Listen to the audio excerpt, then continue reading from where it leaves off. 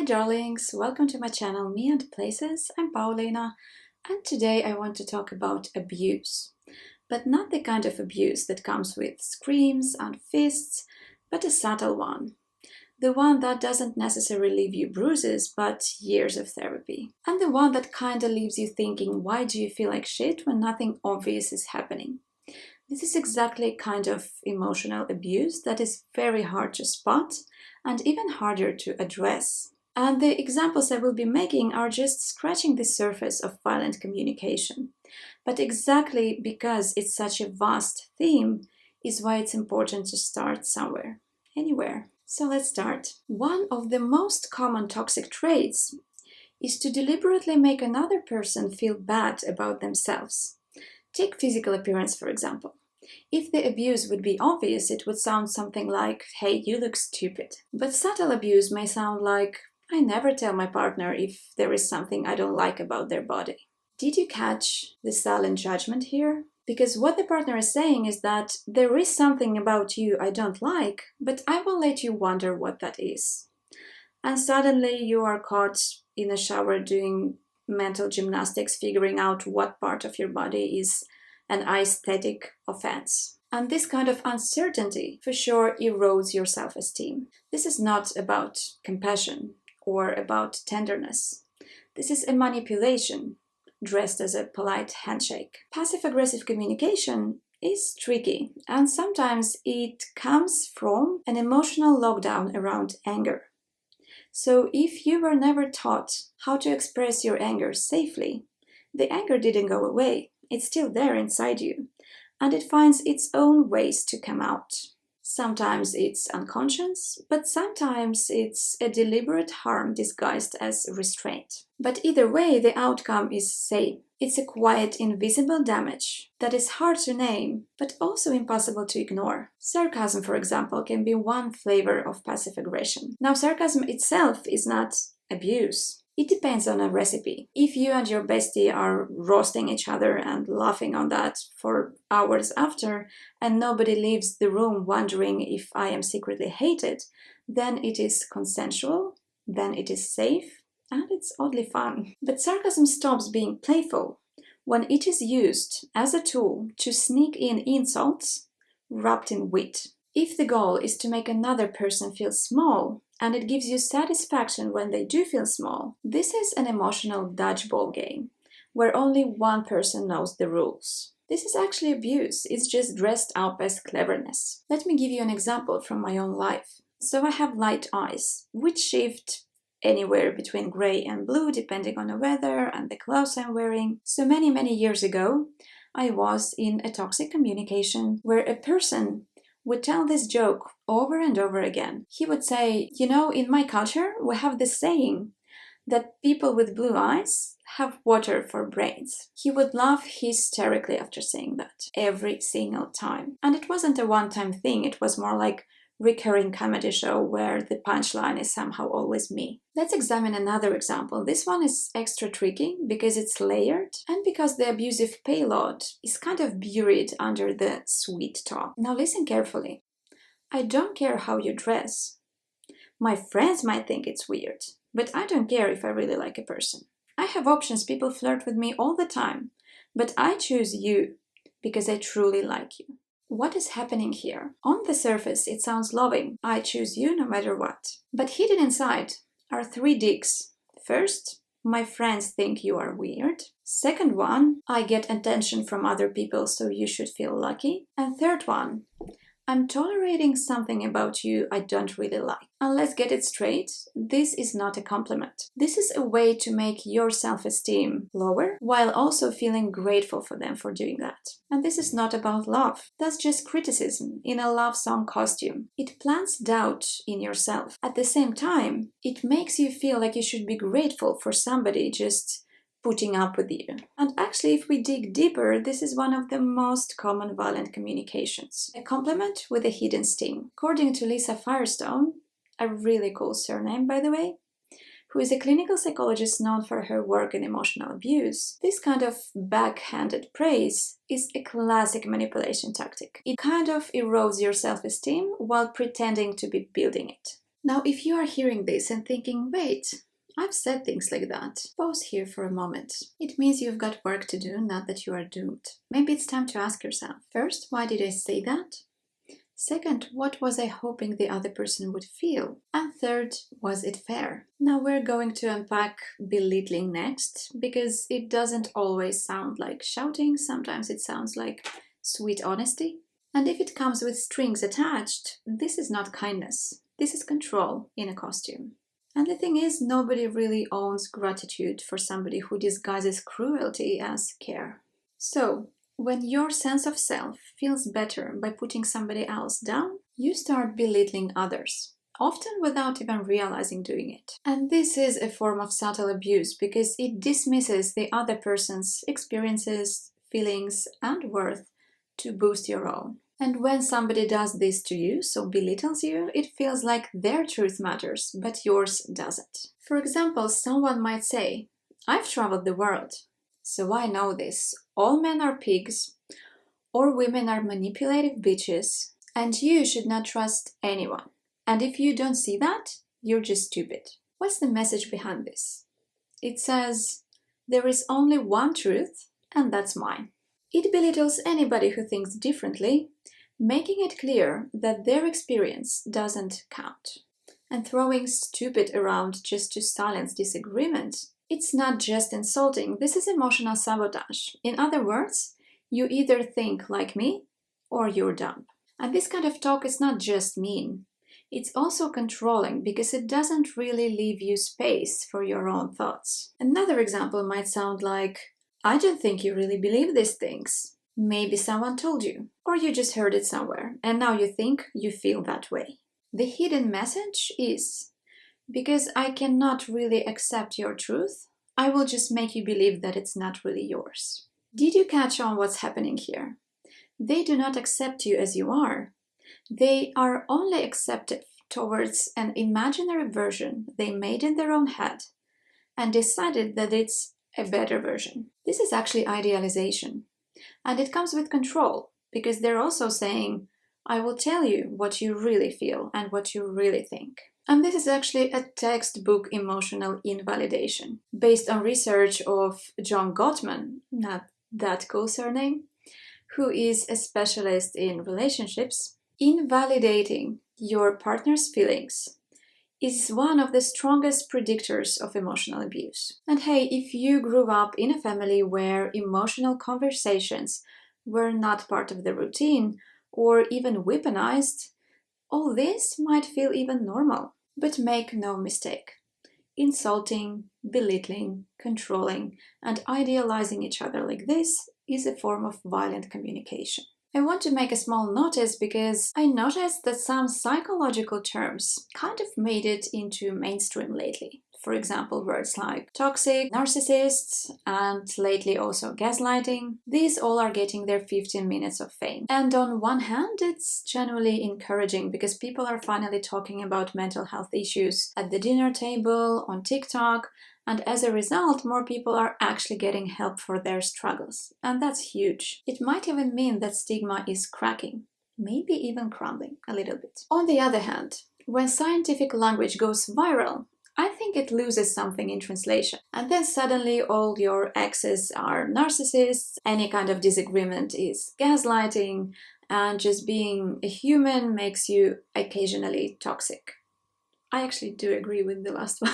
The thing is, the nuances disappear, the context disappears, and these terms just get tossed around like, I don't know, confetti or something. And this, ironically, can actually make more stigma and more misunderstandings. So just a small thing I wanted to notice. Now let's continue. So if you Google gaslighting, I think you will stumble upon some really extreme examples, like full-blown psychological warfare. But today we're talking about subtler stuff. And one sneaky form like this of gaslighting is when somebody enlists people, maybe real, maybe imaginary, to discredit your truth. It may sound like, hey, I told my friend about what you did or said, and she went, no way, he seemed so nice. Or everyone around thinks that this is normal. Just ask around. Congratulations, you have just been outvoted by people you have never met. They summon a ghost of public opinion to discredit your sense of reality. It's not a debate, it's a tactic. And social psychologists call this a social proof. It's when people rely on perceived consensus to validate their own truth, which is actually manipulated isolation of you. By making it seem like the whole world disagrees with you, they isolate you without even raising their voice. And that's what subtle emotional abuse is about. And sometimes gaslighting doesn't even stop on the front door. Sometimes your friends or loved ones might get included in this master evil plan. An abuser might actually complain about you to your friends, for example, in a hope that they will set you straight and take their side. And suddenly you're not just questioning yourself, you're also losing allies who could actually help you get out. In domestic abuse research, this is called social isolation, and it's kind of a tactic that exploits social network to deepen the control. Now, while it's clear how these sentences harm, it can actually also help to examine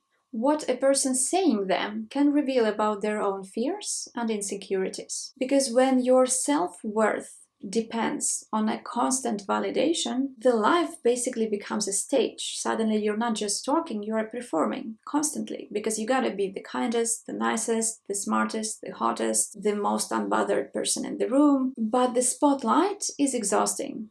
And the script doesn't really go with the real life, because there will absolutely always be somebody who's better than you in something, who is more loved, who doesn't even play this game but still wins. And the real danger are people who speak freely, who ask questions, and who do not buy tickets to this show. And that is exactly where the panic sets in, because if your whole self-worth depends on this performance, anything that's outside the script becomes a threat. And then the conflict is not just likely to happen, it's inevitable. Imagine how for this person it's frustrating when their partner is not playing alone, or refuse to play by the script, when your whole self-worth depends on this performance. So most likely that person will use every tool, conscious or not, to make that other person play the role they scripted for them. The painful irony is that this person is so badly trying to play the nice guy that they don't notice themselves when they become a villain. After all, a controlling person is not the role the abuser is playing. So all the manipulation that comes with it,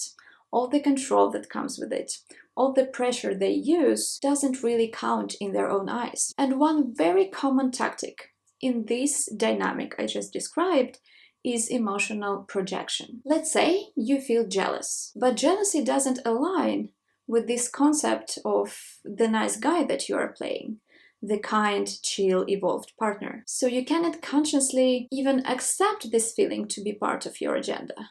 So you just handle it to somebody else. And there is psychological research that tells us that projection is a defense mechanism to subconsciously push away the feelings, just like putting them in somebody else's baggage. And now suddenly they are the jealous one, or the insecure one, or the demanding one. So basically you rewrite the scene to protect your own self-image, even when it costs another person their reality. So in that case, when you're saying, I think you're a very jealous person, when you were the first person to actually feel jealous, you're not describing them, you are outsourcing feeling you do not accept having. Abusive communication often hides a quiet but relentless hunger for control. And that control also is not always loud or obvious. It can look like small corrections, constant suggestions, or just subtle pressure to look, act, or speak in a certain way. It stems from a deep need to shape everything and everyone, to keep the illusion intact. So again, when your self-worth depends on this identity performance, keeping up this show becomes a survival strategy. In this mindset, it doesn't feel wrong or abusive to demand other people to behave in a certain way. It feels like necessity. And when your bad or ugly parts are projected onto someone else, it brings relief. But it's kind of a distorted loop. If they are the bad one, that might mean saying if they are the wrong one, that must mean that I'm the right one. So I mentioned identity performance. What is it? Psychologist Irving Goffman describes it as the way people act out roles to maintain an image they believe others expect of them. And again, since we're talking about abusers whose self-worth depends on this kind of nice guy performance, controlling others' behavior can feel less like manipulation and more like self-preservation. And research on psychological projection tells us that it might seem like a relief on a short term, but in a long term, this is really destructive. Ironically, facing your insecurities is a part of being secure. But when you do not have tools to face them, and the reality constantly throws you at this process, constantly forces you to face your insecurities, control might give you a false sense of security. Research shows that people who experience control, like monitoring and manipulating, often develop a strong need to regain safety through control, even when and if it is just an illusion. And one way of collecting that control is through gaining personal information.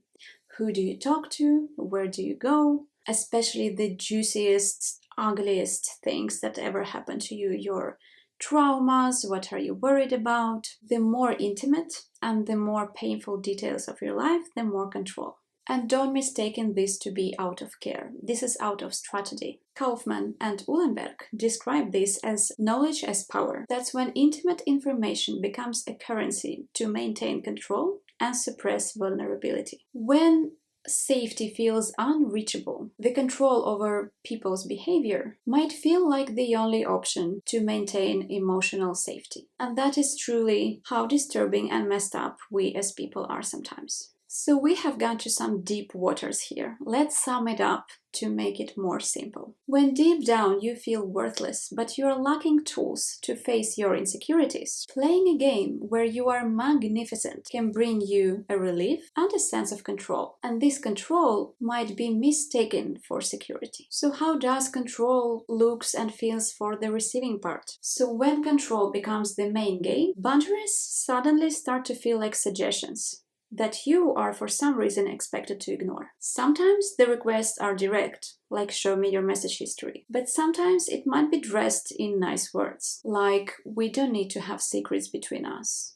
Don't you trust me? It's quite alarming when somebody you barely know is pushing you into telling something very personal, like tell me all your traumas, or what's the worst thing that ever happened to you. Then there can also be control that is masked up under concern in everyday life. When we talk, I want you to tell me how your day went, what you did, what you ate, where you went, who you hang out with, just, the usual stuff. Now, a very important but tricky notice is that there is nothing wrong with these phrases on their own. Mostly. For example, tell me about your day sounds really harmless. But here is the catch. In certain contexts, these are less about connection and more about control. So the phrases themselves are not abusive, but the context can make them a tool of abuse. And this is the sneakiest, most irritating part of subtle emotional abuse. That is exactly why it's so hard to spot, to name, to address. And sadly, this is the factor that also messes up how your friends might be reacting when you open up about your feelings getting hurt. You might say something like, that phrase made me feel hurt, but I don't really understand why. And if your friend might be using this very same phrase in a healthy context, with very good intentions, they might be like, nice, fine, I just said this to my partner as well and I was not abusive. But the thing is, they do not have your context.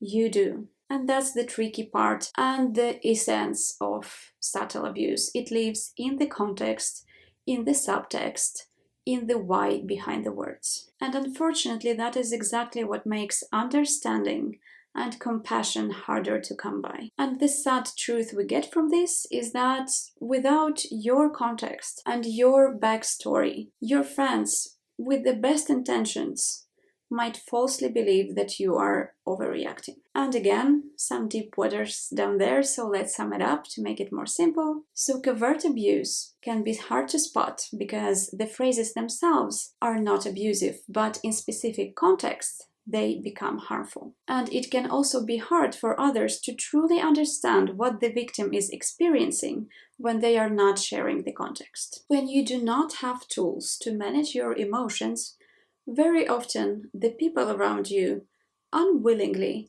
become emotional dumping ground. And spoiler alert, this is unfair and this is abuse. So here goes another classic tactic from Insecurity Playbook: blaming your feelings on somebody else. Like saying, I didn't know why I felt awful, but then I noticed you have this sad face on you, and that is it. That's why my evening was ruined. So suddenly one person's emotional mess becomes other person's problem. And studies also agree that people with poor emotional regulation very often blame their feelings on somebody else, especially in the moments of stress and guilt. So if you are on the receiving end of abuse, being constantly blamed, your intentions constantly twisted, and your feelings dismissed, it chips away at your sense of reality. You start questioning your values, your choices, even your reactions. Like thinking, they say they've done nothing wrong, maybe I am the problem. But this is not overthinking. This is a normal response to an abnormal treatment. When somebody builds their entire self-worth on how things look, they will do absolutely everything to maintain that image. They will polish the scene, they will attend an emotional group photo, and they will crop out anything that doesn't match their aesthetics. At the same time, you will be left in the corner feeling like this whole picture doesn't match your life. But the thing about feelings is that they don't really follow the stage directions. They don't really care for the lighting, for the angles, whether everyone is smiling. They just are, and they do not need sense to exist. And if you ignore them, they don't really go away. They rot under the surface. And the only way out is actually through. And that's not easy. But I think it's also not easy to perform all your life or stay in a corner and imagine why my whole life doesn't feel like this beautiful picture we are supposed to play now. Because pretending that everything is fine only deepens the mess. So whether you are the hurting part or the part being hurt, I think there is one thing for both to remember, is that it's not how it looks, it's how it feels. Let's go through some things that can help you recover from a covertly abusive relationship. So whether you are on giving or receiving end, or both at different times of your life, as many of us are, unfortunately, important thing is to start naming things their names. Because in covert abuse, harm hides behind politeness, and pain is covered in just kidding. And cruelty might actually wear a smile. And after enough of all that, even your own emotions might start to feel suspicious. That is exactly why writing down what exactly was said, what exactly was done, and how exactly it made you feel can be very powerful. And no filters, no justifications, no maybe it wasn't that bad in the end. None of that. Just name it. Also, naming your experiences, bring it back to reality. And when you have spent a long time doubting your own perceptions, regaining this sense of reality is far more healing than it even sounds. Once you start naming harmful behavior for what it is, belittling, shaming, criticizing, gaslighting, idealizing, you begin to loosen its grip. Another step into healing from a covert abusive relationship is to learn new ways of communication. Go back to the moments that felt wrong. Look at the words that were said and ask yourself, this was said to shed light or to cast a shadow? Was this said to control or to connect? Was this truth or just a weapon shaped like a truth? And you can do this with things you said or reactions you made too. If you lashed out or if you shut down, you can go again through those moments and kind of rewrite them. Try a different approach, try a different response, try a different reaction. Practice a version of you who communicates with care and clarity. You learned communications through your experiences. And maybe, just maybe, nobody showed you anything healthier. And if that's so, it's not your fault. But learning better patterns now, that's your power. And again, let's summarize this part. So call things what they are, no sugarcoating and no second guessing. Let yourself feel what you feel. It's not weakness, it's processing. And practice healthier ways to speak and respond, because patterns do not fix themselves. Before we wrap up, I want to tell you about a very important sign that can actually save lives. If you are trapped in emotional or domestic abuse and you want to ask for help, but maybe it's not safe to do that loud, and usually it is not safe to do that loud, there is a universal hand sign you can do. So to do that, you take your hand palm out. First you tuck in the thumb, and then you fold your other fingers on top of it to make it into a fist. I'll show it once again. First the thumb, and then the other fingers. It's a bit like a secret handshake saying, hey, I am in trouble, but I cannot say it out loud. And why this matters? Because sometimes words get stuck, and sometimes it is truly not safe to say them out loud. And studies also show that this kind of discreet signals can help with timely intervention and with safety in abusive situations. So please spread this information, because teaching this sign is a small but very powerful step that helps us to take care of each other. It's a simple and easy way to break the silence and say, hey, I see you, I hear you, and help is coming. So darlings, if you managed to survive emotional abuse without losing your mind, or at least the last shred of your dignity, please share your hacks. Whatever was useful for you might as well be very useful for somebody else. Also, if any subtle abuse phrases come to your mind that you actually heard or maybe told, put them in the comments. We can unpack them together, or you can just spread awareness that this kind of thing that seem okay and like nothing is wrong with them can actually also be tools of abuse. Thank you for watching and listening. I will also put a link to a blog post about this very same theme that I wrote, so check it out, or maybe share it if you feel like that, and see you in the comments, maybe. Bye!